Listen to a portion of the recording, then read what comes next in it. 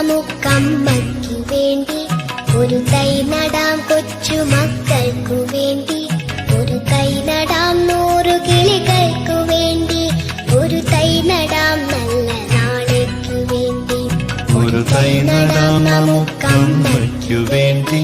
ഒരു തൈ നടാം കൊച്ചുമക്കൾക്കു വേണ്ടി.